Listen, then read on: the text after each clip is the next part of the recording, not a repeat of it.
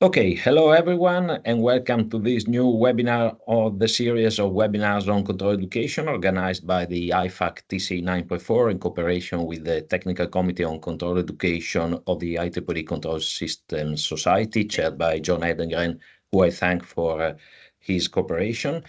And today is really a great pleasure for me to introduce Steve Brunton from the University of Washington in the USA. I guess almost all of you know Steve, so that I will just spend a very few words about him. His research activity deals with the integration, if I'm not wrong, of control theory and machine learning, and he has applied his approaches to a large number of applications. But actually, Steve is also very famous for his video lectures that have received a huge number of visualizations in YouTube. And today, Steve, we talk about teaching control theory in the age of machine learning. And I remember that after the talk, we will have a short Q&A session. So, Steve, thank you very much for being here. Now the stage is yours. Wonderful. Thank you so much for the kind introduction and also the invitation to be here. It's really a pleasure to see you all. This is a topic I'm extremely passionate about, is control education, and especially how do we incorporate kind of controls education now that we have all of these emerging techniques in machine learning, data-driven analysis. And I thought a lot about what to talk about today. Um, there's a lot of different options. So this might be a tiny bit more scattered than kind of a normal scientific seminar, but I'm going to just talk about things I think are useful, especially in the context of getting students engaged, and also equipping them with kind of the modern technology they need to thrive in this environment. So I think this is probably going to be about two parts, me just talking about, useful, interesting topics that I think are really engaging, and maybe one part talking about some of the research we do in my lab that is, again, often repurposed as an outward-facing educational content as well. And I do want to acknowledge a lot of what I am going to talk about is based on fundamental research collaborations with my fantastic collaborators. So in the dynamical systems world, on the left, most of my work is with Nathan Kutz. A lot of my examples are in fluid mechanics because fluids are such an interesting high-dimensional nonlinear control problem. My fluids collaborators are more on the right. And then I'm going to highlight a lot of students in this middle layer here. Now, when I think about getting students engaged today, it's really easy to get people excited about the potential of machine learning. So every single year, I make a talk on, what is easy, medium, and hard in machine learning, and I have to remake this talk every 6 or 12 months because the state of the art changes so rapidly, and the new advances are so impressive. So this is a slide from all the way back in, I think, 2017 from Samsung Research, where they took a still image of the Mona Lisa and then with a single image using transfer learning made her come to life. Since then, we have had this explosion in generative AI with things like DALL-E 2. This was back in, I think, 2000. And then in the 2003, 2004 timeframe, we have had this massive kind of onslaught of LLMs, and it's changing almost everything that we do in class and in research. Good. So how do we take this advance in machine learning, which has traditionally been used in image sciences, in natural language processing? How do we apply this to physical systems? And so I want to just mention from an educational point of view, from a research and educational point of view, the reason we have this tremendous growth in things like large language models, GPT, DALL-E, and before that, image classification. It's because we had massive labeled training data sets that were agreed upon by the community. So this is what we call a common task framework or a benchmark problem. So ImageNet circa 2012 really ushered in this new age of deep learning. And you could argue that machine learning has been advanced because of, high performance computing, better algorithms, but really that labeled training data set is essential to get the community on the same playing field so that everyone is developing methods to solve the same problem. And so you can have static data like ImageNet. We have seen huge advances in reinforcement learning because of interactive data. So these are typically things like video games or chess or Go, where the computer can actually interact with a simulation. In this case, an RL agent can learn pretty advanced, pretty sophisticated control algorithms for, in this case, to play this game Breakout. You'll actually see that it's learning the best strategy is to drill a hole and then let the physics do the rest. So this is actually one of my favorite examples of a machine learning algorithm learning physics. It's a very simple video game physics. And then the third type of kind of benchmark problem that we in the community have been working on for a long time are these cyber physical experiments. So many of you in the audience will recognize this Pilco learner framework here, where they have a single mass on a pendulum, and they're learning to swing this pendulum up and stabilize it in a very, very few number of physical experiments. So benchmark problems have been essential in the development of advanced machine learning algorithms, and also essential in getting students to engage with this material in computer science and reinforcement learning, and also in control theory. So having these benchmark problems has been essential. And what I'm going to kind of argue today is that this is going to be essential in the next phase of using machine learning for advanced control and engineering systems. And that's going to necessitate having a more sophisticated set of benchmark problems. So how do we do this in the context of systems with physics? So we as controls engineers are not just looking at image sciences, natural language processing. We want to develop control systems that usher in new technologies, flow control for better aircraft, noise reduction, increased lift, decreased drag. We want better artificial hearts. We want better disease control when the next COVID outbreak comes along. We want to suppress seizures in human patients. These are all high-dimensional, nonlinear, multi-scale physics problems where in many cases we don't actually have good working models to do control based on.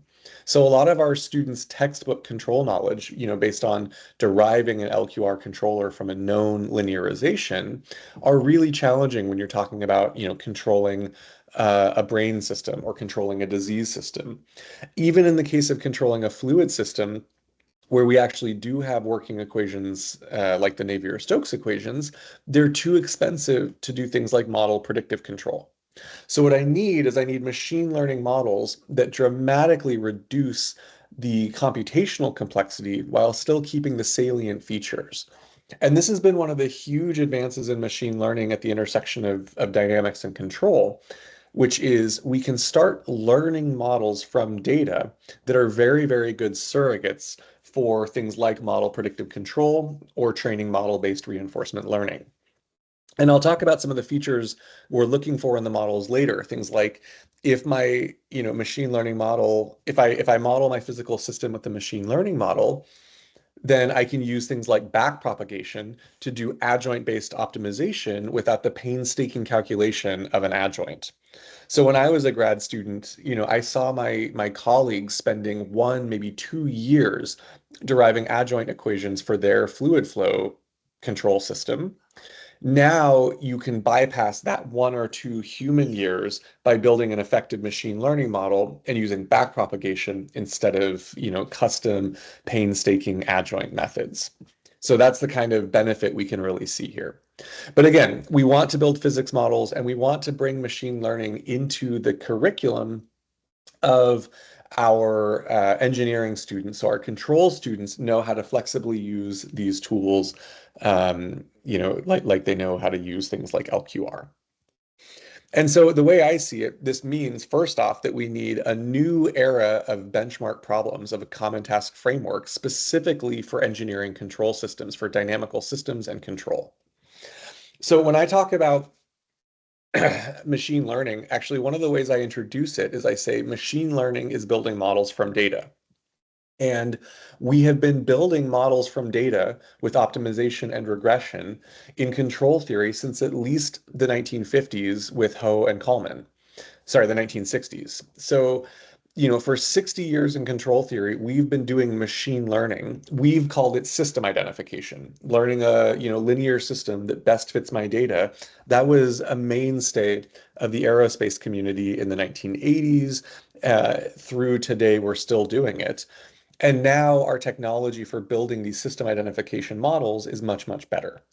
So we need good data sets that we can use to test different system identification algorithms and different control algorithms once we've identified a model. And again, like the classical machine learning benchmarks, these come in a few different flavors. So the first flavor that's easiest is what we call a static data set. Now, obviously, the dynamics in the data set are still varying in time, but the data set itself can be saved in an instant, stored and transferred and downloaded and analyzed, and it's kind of a fixed instance of a dynamic process. So you can think about a movie, for example, of fluid flow past a cylinder or of this lava lamp. And then the task would be, can I build a machine learning model that predicts the future, that predicts the salient features of the dynamics as quickly as possible, with as little training data as possible, with as much noise as possible, that can forecast as far as possible, for example, in this chaotic lava lamp situation. And that's something we might want to do. But when we want to start doing controls, immediately we need to start having these interactive data sets. So I can't just have a static, movie of a fluid flow. I need to be able to actually perturb the behavior of that fluid flow with active feedback control. And so I'll tell you about some examples we're working on at the University of Washington, like this hydrogym environment, which is essentially like the open AI gym, Atari games, but for much more sophisticated physics and engineering control problems like fluid flow control. And then finally, we also would like to have these cyber physical systems. So things like real laboratory demos and benchmarks that we can actually apply our control systems to. Quanser, many of you know, has been developing these for decades. So when I was learning control theory at Princeton, 2 decades ago, we were using Quanser hardware. Now, the lines are actually getting blurred because Quanser has created digital twins of all of their hardware assets.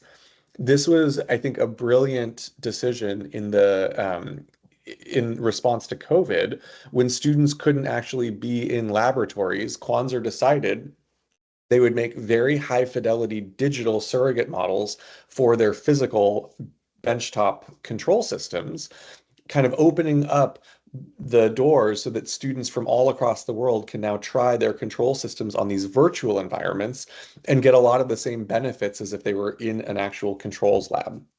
And I think this has had huge knock-on effects. So first off, I mean, they've done really clever things like, getting the sounds right in the surrogate model actually makes a huge difference for the student. So if it sounds like the fan is moving, the student feels much more engaged with this control system. It enriches that experience like they were actually sitting there. And it opens up the possibility that we can teach control systems. So, when I was at Princeton, they had a ton of resources. They have a big endowment. They can afford a full controls lab with modern hardware, and they can upgrade it whenever they need to. Now you can start imagining that same quality of education for kids in rural communities where they don't have that access, at universities that don't have huge endowments and huge budgets. And so I think, I'm a huge fan of Quanser, and I think that they absolutely nailed the trend, which is having this kind of blurred line between surrogate models in the middle that can be run on laptops and cyber physical experiments on the right, where you actually, where the rubber meets the road. And I'll mention this double pendulum in the upper right. That's actually in my lab. So Kadir'din Koopman built this thing. And this is a cool video he took of it in its chaotic motion. We are currently working on connecting this essentially in the cloud so that researchers can upload their control algorithms and test them in our actual physical experiment at the University of Washington. So that's kind of the last stage in this is really having this kind of cloud-enabled cyber physical experiment where maybe you get an NSF grant to fund the development of a lab, but then other researchers from across the world can actually benefit from that hardware without the expense of building it all over again themselves. Okay, so zooming out, what am I trying to say here? Benchmark problems are essential. They have been essential in machine learning. They have been essential in control theory. Now the lines are beginning to blur, and we need this new generation of benchmarks that kind of really encapsulate notions of system identification, dynamical systems, and control. And I'll reiterate, when a machine learning expert is developing an algorithm for image classification, usually the metrics that they care about are very one-dimensional. They want classification accuracy. If they can get 99.8% classification accuracy and their competitors have 99.7%, the new algorithm wins, everyone forgets the old algorithm, and the community moves forward that tiny, tiny increment at a time. That's very different for dynamical systems and control. And I think it's really important that we don't lose our character as a community when we start embracing machine learning techniques.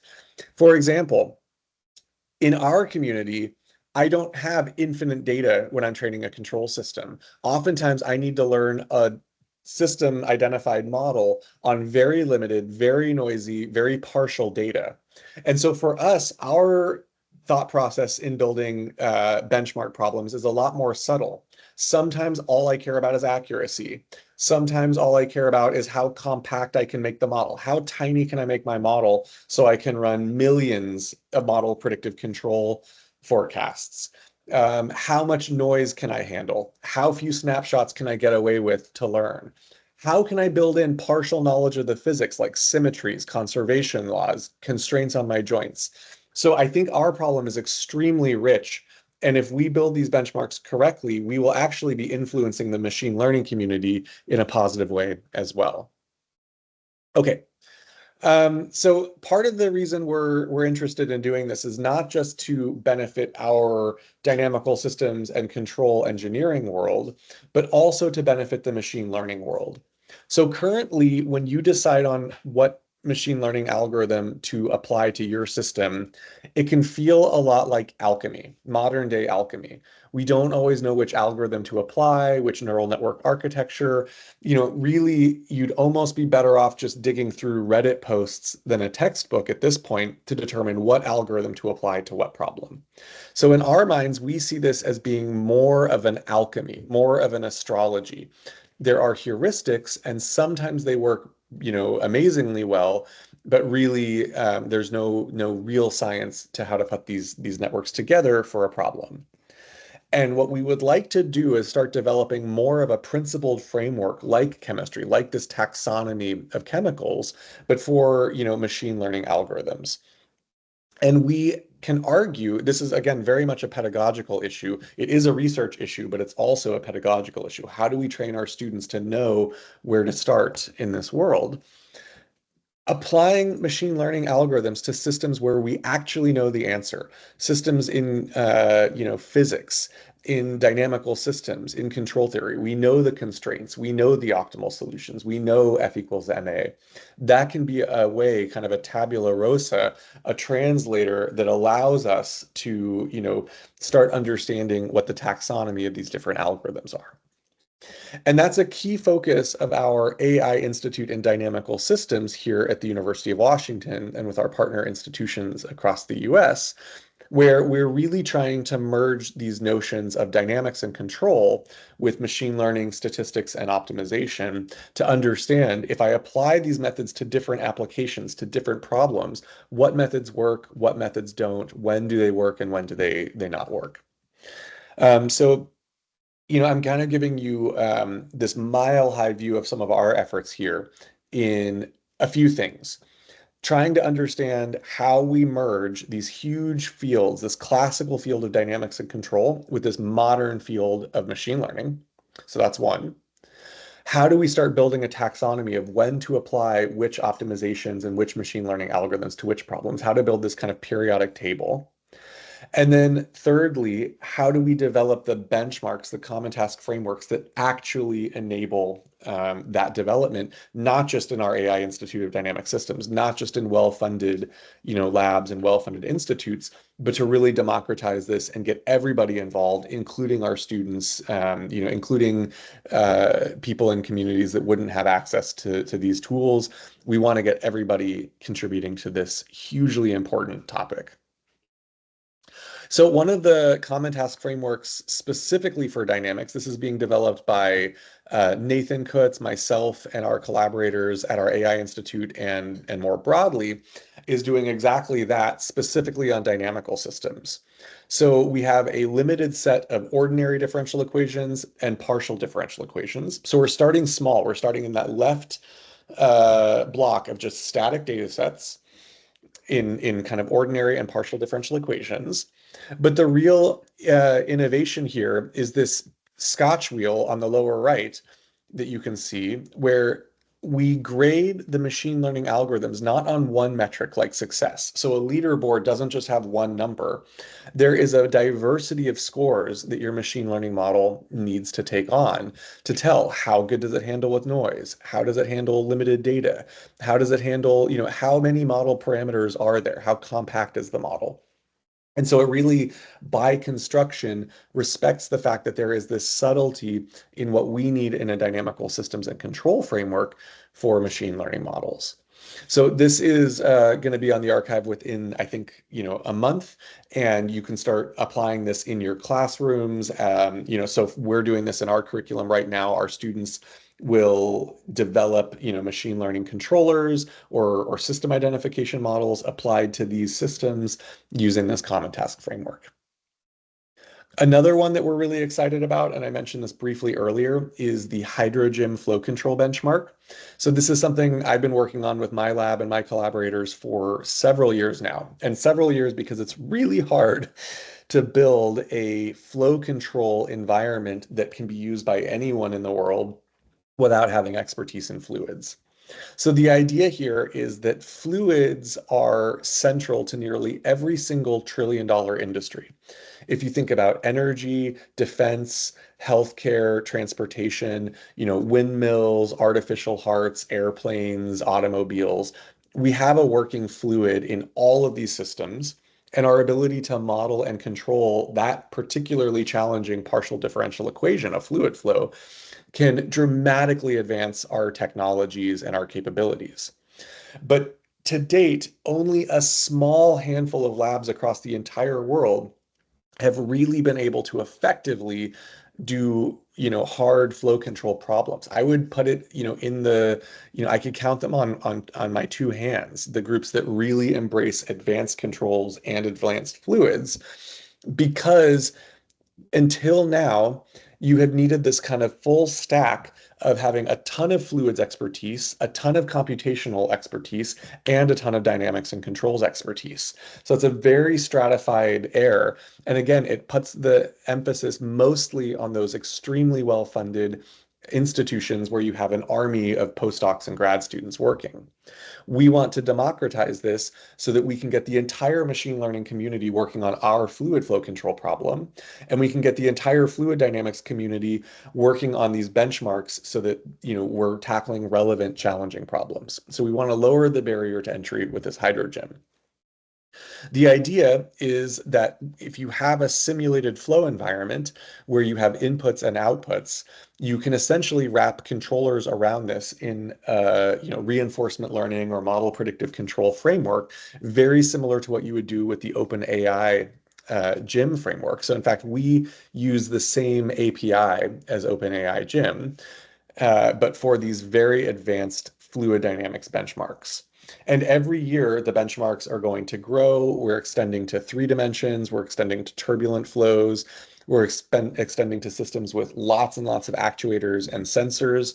So this is not only going to be challenging for the machine learning community, it's challenging for the controls community and also for the fluids community to contribute these environments. And something I want to point out to this audience is we really think it's important that when we put out control benchmarks in either the fluids environment or a normal, gym API, we should always be benchmarking these super cutting edge reinforcement learning algorithms with baseline control algorithms. This is very often missing is if I'm going to spend, millions of CPU hours or GPU hours developing an RL agent for this flow control environment, I really should compare it against, some classic controllers. I should try some classic LQR control or classic energy-based control and give that baseline. And I think in a lot of cases, we would actually be surprised how well the classical controllers perform. So that's another thing we want our students to understand is to really see the head-to-head comparison. Because when I have my students do their projects, 9 to 1, they're doing, super advanced RL machine learning training. And half of the time they could have gotten away with something much, much simpler. And for me, that stings. I want everybody to know when to use the simplest thing that they can use. That's one of the arts of engineering is not, throwing unnecessary machinery at a problem. And so I think this is, again, a huge benefit potentially for our students is for them to see head to head in a real environment how different approaches stack up. And having an environment like this allows us to test classical controllers, modern machine learning controllers, and kind of what I would consider bleeding edge ideas. So many of you have heard of Koopman theory. It turns out you can use Koopman theory, which linearizes nonlinear systems. You can use that in a reinforcement learning context. And again, you can have a student develop a new novel control architecture and they can apply it on a really sophisticated problem now that we have these flow environments without having to kind of have this dual expertise. And again, I'm just going to point out, you definitely want your benchmarks to include classical controllers, not just, soft actor critic and soft Koopman actor critic and, all of these RL algorithms. You also want to have basic control benchmarks. Like in purple here, you see the LQR baseline. You need to know when LQR actually works almost as well as these super, super heavy duty algorithms. Okay, so I can keep going. I'm going to switch gears a little bit. We have been using MATLAB for decades, and there are a lot of benefits to MATLAB because of the control algorithms, the control systems, especially Simulink. I will point out all of the robust control toolbox in MathWorks and MATLAB is essentially just wrappers around Fortran code that was written approximately the year I was born. And so almost all of those libraries have also been wrapped in Python as the Python control library. And so I'm starting to increasingly see my students, if they want good cutting edge industry jobs at the interface of machine learning and dynamics and control, they really need to be working in Python. And so I think we as a community need to be embracing Python education and control, which is, this is one of the last areas of our engineering education that's still in MATLAB, but there are good alternatives. So, Simulink is one of the last reasons people still use MathWorks. There are alternatives like this collimator graphical environment we've been developing, where you can do very, very similar things as you could in MathWorks, kind of drag and drop graphical environment. But now you can actually have model blocks, which are machine learning blocks. So you can have a little neural network block here that learns from data. It uses backpropagation to do the training in a very, very flexible way. And it's just as intuitive for the students, but it's completely based in a Python native environment. So you can include things like Koopman models, Cindy models, neural network models to do pretty sophisticated things like actually learning, dynamics from videos of data, things like that.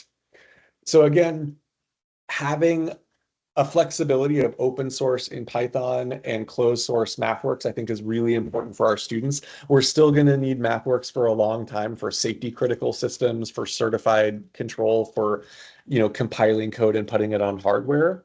But having a free open source version like this really, again, opens this up to students who might not have a MathWorks license, or the physical hardware to do these benchtop experiments. Good. So that was the main kind of part of the talk, um, was really just talking about benchmark problems, the need for getting machine learning into a classic engineering curriculum. Maybe for the next 10 minutes, I'll just give you a very, very high level thumbnail overview of some of the other things we're doing on a more research front that I think will be trickling into our curriculum soon. And then I'll take some time for questions. So again, I pointed out earlier that the way I teach my students about machine learning, I teach engineers, and I teach them that machine learning is really just the process of building models from data with optimization. This is an oversimplification, but it's a very useful oversimplification because it takes away the mystery and kind of the mysticism around machine learning, and it makes it something that we've been doing for decades. In engineering, we build models from data with optimization. We call them system ID models. We've been doing this ever since I was, before I was born, we've been doing this in the community. And machine learning is just a new set of tools to build better models, bigger models from bigger data with better optimization techniques. And so what I like to point out also is that we as engineers, especially controls engineers, we are optimization experts. If you crack a book on, a real advanced book on controls, at the heart, it's an optimization book. Control theory is constrained optimization, where the dynamics are our constraints. And so the challenges we as a community face, things like taking a high dimensional system and reducing it to something tractable that I can do model predictive control on, or where to put sensors in a system to maximally inform a control task, how to do nonlinear estimation and control. These are all extremely hard optimization problems.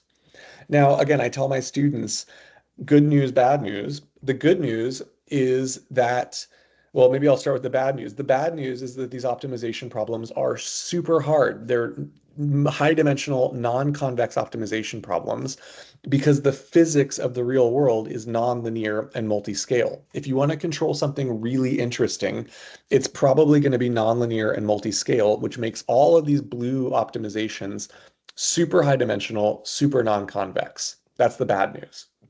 The good news, two parts actually. One, this gives us job security. Probably for the next 3 decades, we're still going to have these challenges. These are not going to go away overnight. Even with ChatGPT, even with machine learning, these are not going to go away overnight. So that's one good news. The second piece of good news is these are the kinds of optimization problems that we're getting better and better at solving in the machine learning era. So if you think of a high dimensional non-convex optimization problem, that's a lot like some of our neural network training problems. We're getting really good at these hard high dimensional non-convex optimizations if we have the right data, if we have the right optimization algorithm. And so if you can frame our engineering challenges in the same language we use to train neural networks, for example, you can start getting a lot of the benefit of these billions of dollars of industry investment from Google, from Meta, to apply to our control problems. So a big part of this for me, and I'm going to just, I'm going to say this over and over and over. You're going to hear me say this every time I talk now. One of the unsung heroes in the machine learning era, it's not neural networks. It's really the way we train them. It's the optimization algorithms, the backpropagation, the sensitivity analysis we use to train those neural networks to add in really sophisticated regularizers and still converge to a solution. That's exactly what we've been missing in hard engineering optimization for the last 3 decades. That makes a huge difference for us.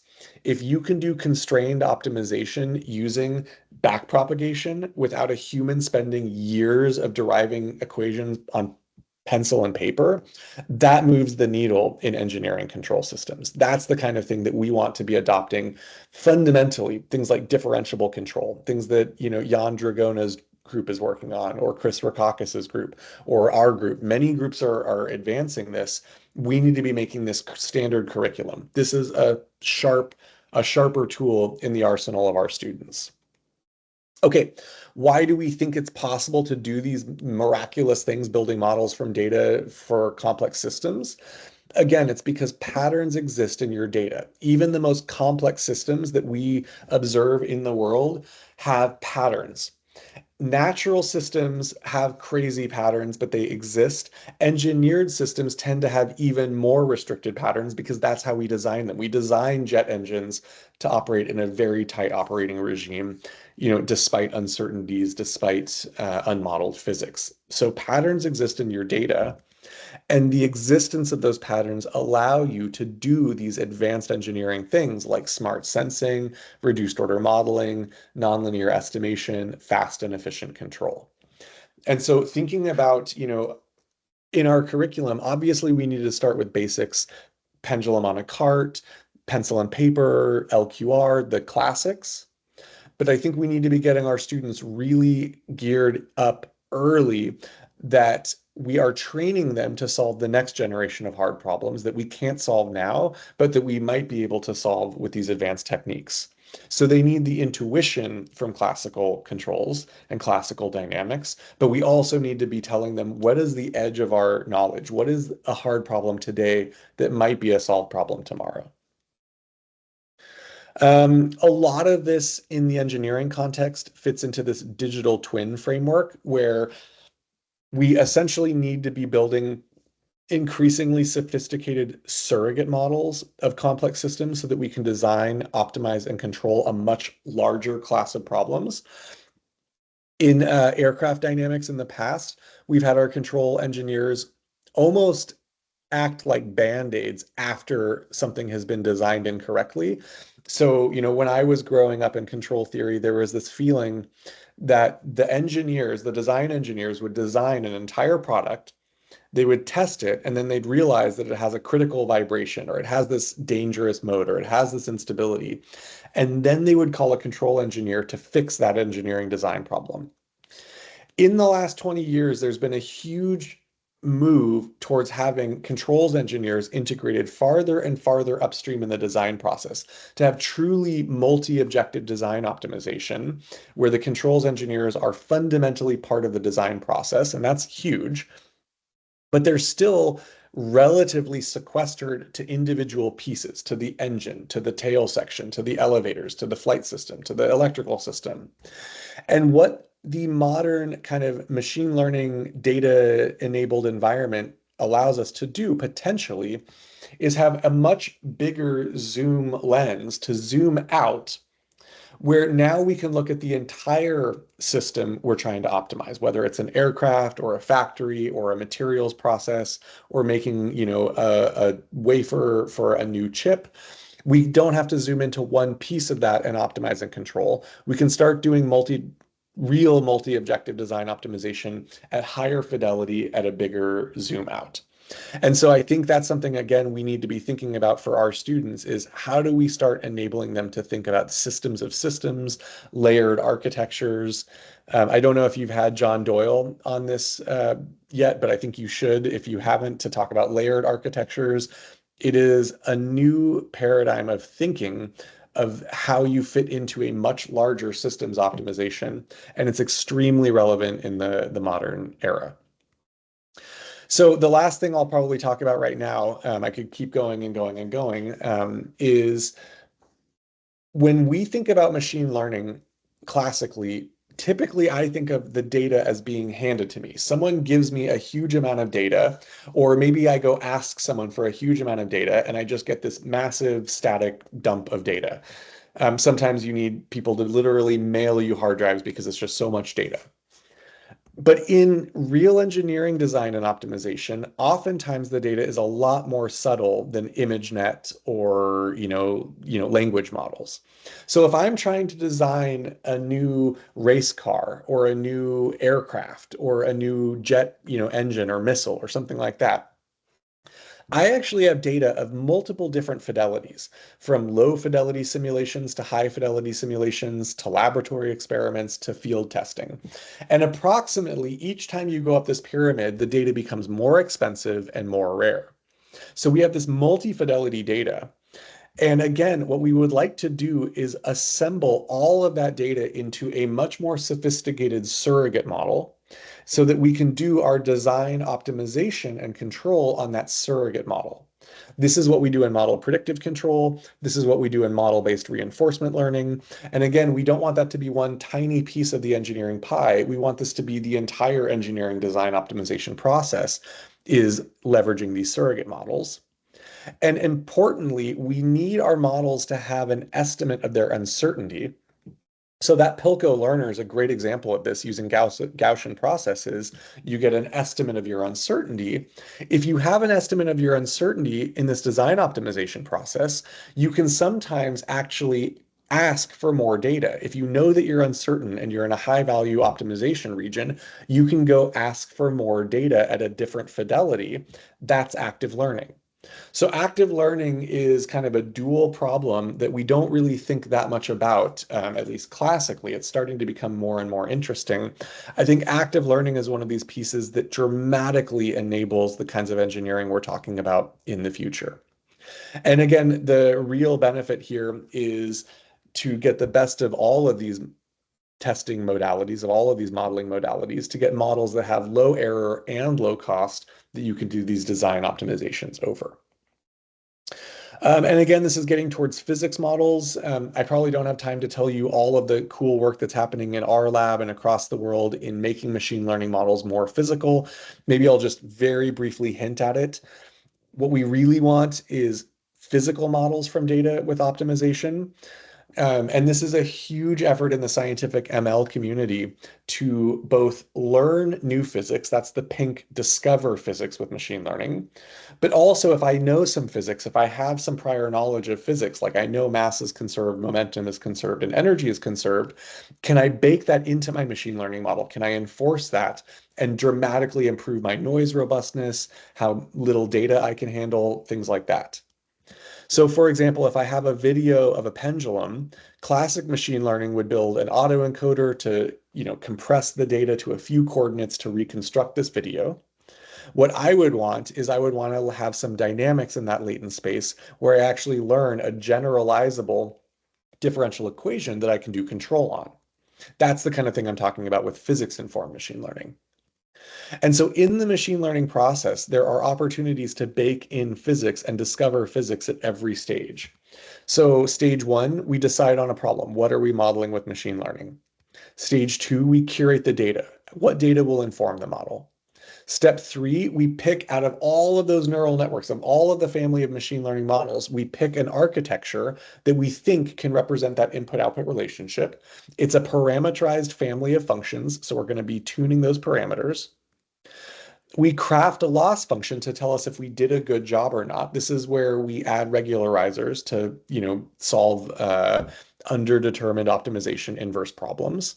And then we employ some optimization algorithm to actually tune the parameters of the architecture to minimize the loss function averaged over the data. That's the whole process of machine learning. Every single step here affords us an opportunity to incorporate physics, symmetries, invariances into this machine learning process.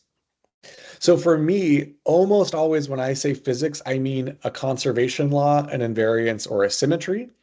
And so that's a huge, huge area of research in machine learning, but it's actually something that we in dynamics and control have, again, been doing for decades. So I grew up in the Jerry Marsden, Richard Murray School of Dynamics and Control, where symmetry reduction was, cornerstone class that we would learn in a graduate education, things like invariance and equivariance to symmetry groups. Those ideas are becoming increasingly important in machine learning models to bake physics in. So, a convolutional neural network has this equivariance with respect to linear translations, the Lie group of linear translations.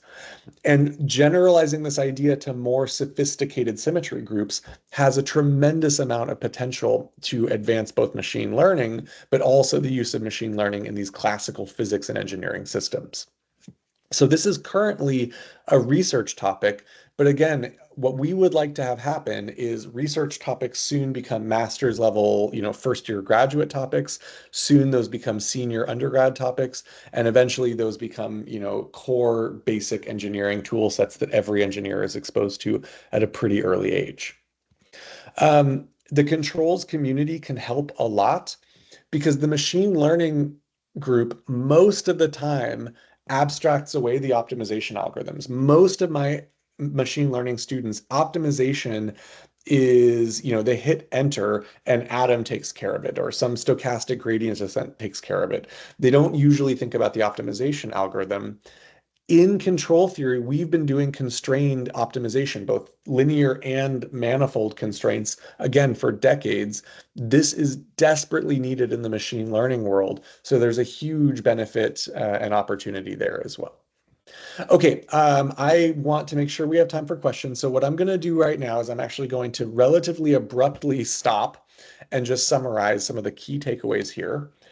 There is a huge opportunity to get our control students both excited about modern techniques in machine learning and equipped to solve harder problems that we haven't been able to solve in the past, hard optimization problems. And this necessitates benchmark problems that level the playing field so that our students can have homework problems on advanced, machine learning control platforms. It necessitates, thinking pretty critically about what is special to engineering and physics systems that's different from image classification and natural language processing. We have physics, we have constraints, we have prior knowledge and symmetries and a richness of knowledge that we should be baking into our machine learning models and teaching our students how to do that as well. Okay, so I'll stop here and I'm happy to take questions for the next few minutes. Thank you. Thank you very much, Steve, for this very inspiring talk.